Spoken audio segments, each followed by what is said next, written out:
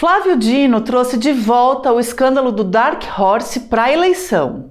Não que o outro Flávio, o Bolsonaro, não tenha ajudado. Mas vamos lá, o ministro Flávio Dino do Supremo Tribunal Federal autorizou a Polícia Federal a usar dados obtidos pela investigação da Polícia Civil de São Paulo sobre Carina Gama e a GoUp Entretenimento no inquérito que apura a ligação de Daniel Vorcaro com a família Bolsonaro. Deixa eu tentar desenhar aqui a ordem das coisas. Aqueles áudios de Flávio Bolsonaro pedindo dinheiro para Daniel Vorcaro, chamando de meu irmãozão e tal, que parece que faz 10 anos que vieram à tona, mas que são de maio, foram vazados a partir da investigação sobre Banco Master, certo? Daí, a partir de uma notícia crime do Lindbergh Farias, deputado do PT, o ministro André Mendonça, relator do caso Master, perguntou para a Procuradoria-Geral da República se devia abrir um inquérito sobre esse pedaço das descobertas, um inquérito específico. A PGR se manifestou que sim. Mendonça mandou abrir o inquérito no mesmo dia 23 de julho, um mês atrás, e seguiu como relator dele, por prevenção, que é um conceito que define que esse caso tem conexão direta com o Master. Não foi sorteio, portanto. Bom, de lá para cá, não se sabe o que já foi produzido pela Polícia Federal nesse inquérito, que corre sob sigilo.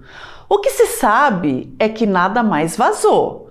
E se nada vazou, é porque nenhum dos entes envolvidos quis que vazasse. Corta para Flávio Dino, que nada tem a ver com essa investigação do Master, mas que é relator do inquérito que apura os desvios de emendas parlamentares e desvios de variados tipos de emenda parlamentar. Uma das frentes dessa apuração detectou que parlamentares bolsonaristas mandaram recursos para a produtora de Carina Gama em São Paulo, onde sua empresa também é responsável por contratos de instalação de pontos de Wi-Fi gratuito. Só que a GoUp, a produtora da Carina, é também responsável pela produção do filme Dark Horse. Então o Dino autorizou a troca dessas informações, nada mais. Acontece que isso devolveu o caso Dark Horse ao noticiário, no mesmo momento em que ele estava dominado por outro caso, o de Lulinha e Marcola, suspeitos de tráfico de influência no governo Lula. E aí, mais um corte, mais uma cronologia. Há 3 inquéritos que investigam Lulinha. 2 deles sob relatoria de André Mendonça e um sob a relatoria de Flávio Dino. Nos 3, os ministros foram sorteados. Ou seja, aqui o acaso colocou os mesmos 2 ministros nos holofotes dos casos que vem pautando a corrida presidencial. Então, chegamos ao fim de agosto de 2026, com o Supremo Tribunal Federal novamente no centro do debate eleitoral. Em 2022, já tinha sido assim, mas de uma maneira diferente, né? Ali era Alexandre de Moraes enfrentando Jair Bolsonaro no Supremo e no Tribunal Superior Eleitoral, numa guerra direta entre 2 poderes. Guerra declarada por Jair Bolsonaro, é bom lembrar. O déjà vu desta eleição é com 2018, não com 2022. Naquele ano, a Lava Jato dominou o debate presidencial de ponta a ponta. Um candidato preso, investigações e vazamentos correndo em paralelo à campanha e o resultado das urnas lido por muitos como um resultado indireto do que a justiça tinha feito nos meses anteriores. O ministro André Mendonça relata hoje um conjunto de processos que atinge politicamente os 2 protagonistas desta eleição. Os 2 inquéritos contra Lulinha e o inquérito do INSS, do qual eles derivam, e as 2 investigações que envolvem o entorno de Flávio Bolsonaro, o Banco Master e o financiamento do Dark Horse pelo banqueiro Daniel Vorcaro. Um único gabinete concentra o destino jurídico de processos que miram os 2 principais projetos de poder do Brasil.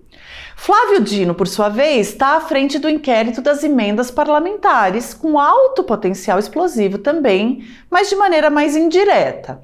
E cada um desses magistrados representa uma ala do Supremo Tribunal Federal, mais ou menos alinhada com Lula ou com Flávio Bolsonaro. Dino está na ala de Alexandre de Moraes, Cristiano Zanin e Gilmar Mendes, que conta com a adesão eventual de Carmen Lúcia e Edson Fachin. Mendonça é respaldado por Luiz Fux e Cássio Nunes Marques, e Dias Toffoli navega convenientemente entre elas. Os estágios das investigações que eu mencionei são diferentes. Master e INSS, as investigações mãe dos escândalos de Flávio Bolsonaro e Lulinha, são mais antigas. Agora, o que está sendo percebido pela opinião pública e usado eleitoralmente é que, pela intensidade de vazamentos sobre Lulinha e pela ausência de novos fatos sobre Dark Horse, a apuração sobre o filho de Lula está mais ágil e intensa. É possível que isso seja verdade, sim. Como disse Carlos Andreasa no seu podcast no Estadão, se a investigação anda, ela costuma vazar. É muita gente envolvida para imaginar que seja possível blindar as informações. Muito mais fácil é desacelerar a investigação em si. Mas, novamente, como os casos estão em sigilo, não dá para saber. André Mendonça acusa a Polícia Federal de ter demorado 7 meses para entregar dados sobre Lulinha na investigação do INSS. E aí vale dizer aqui que quanto antes o governo tivesse lidado com isso, menor teriam sido as chances de esse caso contaminar a eleição. Bom, a PF acusa Mendonça de interferir em seus processos e trâmites internos e dá-lhe vazamento. Mas lembra que eu falei que Flávio Bolsonaro ajudou a trazer o caso de volta para o noticiário? Nós ainda vamos falar disso, fica aqui comigo. Eu sou a Flávia Tavares, editora do Meio. Gente, a gente estreou no sábado o doc Eleições 2026, a escolha, no nosso streaming. Eu apresento junto com o Pedro Doria. E a gente conta a trajetória dos 5 principais candidatos à presidência, ouvindo fontes próximas e que sabem tudo para te ajudar a formar a sua opinião ou até reforçar a que você já tem, mas com argumentos melhores. Então, assine o Meio agora mesmo. São só R$15 por mês e você fica com acesso a todo o nosso conteúdo premium.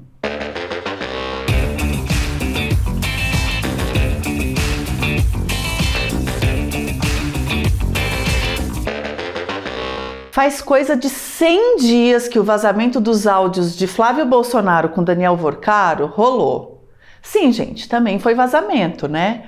Dia 19 de maio, Flávio Bolsonaro prometeu divulgar em 30 dias a prestação de contas do filme Dark Horse para provar como os 61 milhões de Daniel Vorcaro teriam sido gastos na produção. Até ontem, nada. Sua campanha disse ao Caio Junqueira, meu querido amigo da CNN Brasil, que a prestação de contas é responsabilidade da Carina Gama e da GoUp. E questionado diretamente, Flávio Bolsonaro falou que ele até já prestou, até já prestou essas contas e perguntou se a imprensa vai parar no tempo com essas perguntas sobre um escândalo de tanto tempo atrás. Maio. Bom, Carina Gama anexou ao processo em São Paulo uma perícia pela qual ela mesma pagou, em que não consta uma mísera nota fiscal ou um singelo recibo. Nada. Então, sim, o caso Dark Horse ressuscitou por 3 movimentos. Ou melhor, 2, pela decisão de Flávio Dino e pelo recuo de Flávio Bolsonaro. O terceiro é um não movimento, é o fato de que o gabinete de André Mendonça e a Polícia Federal não têm deixado vazar nada sobre o que acontece nesse inquérito, inclusive se nada acontece. Os candidatos Lula e Flávio Bolsonaro estão, por sua vez, tentando tratar mais de economia, de 6x1 e inflação, para se conectar aos eleitores, em parte por seus respectivos tetos de vidro, em parte porque o próprio eleitor parece estar anestesiado para escândalos de corrupção. Essa dessensibilização vem de um período de hipersensibilização o de 2018. Vem do fato de que a gente passou um ciclo eleitoral e os 8 anos seguintes lendo e acompanhando a política pelos olhos da Justiça, da Polícia Federal. E uma vaza-jato, uma pandemia e uma tentativa de golpe depois, o eleitor está cansado, desanimado, querendo virar o disco. Mas Lula e Flávio vão ser chamados a dar explicações nas sabatinas do Jornal Nacional. Podem ser surpreendidos também com novos vazamentos de lado a lado. E isso ainda pode afetar a corrida eleitoral em si.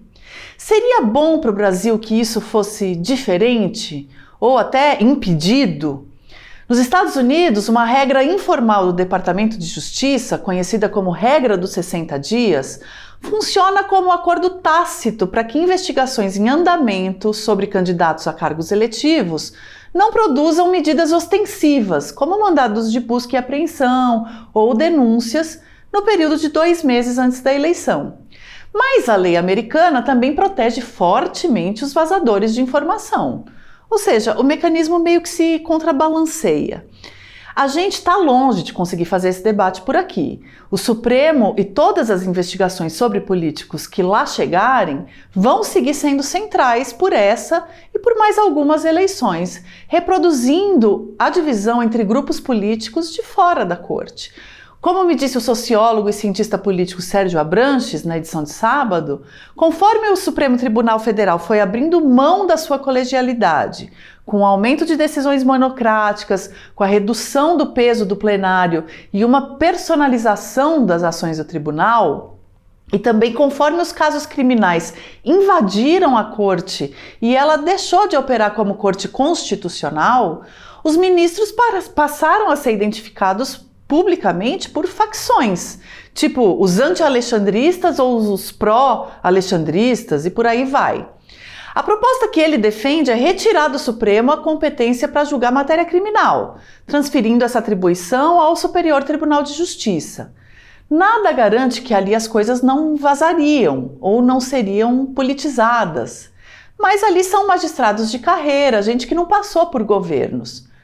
Só que numa democracia, o que não está funcionando pode e deve ser revisto, desde que respeitando a Constituição. E talvez seja a hora da gente experimentar algo novo.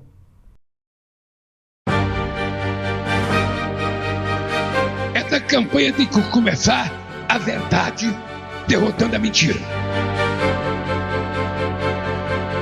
O filho mais velho do capitão segue aqui, de pé, firme e forte ao lado do povo brasileiro.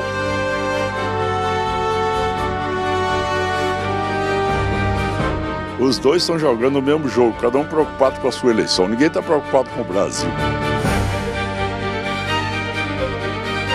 Tudo que dá certo nesse país parece que o PT não gosta.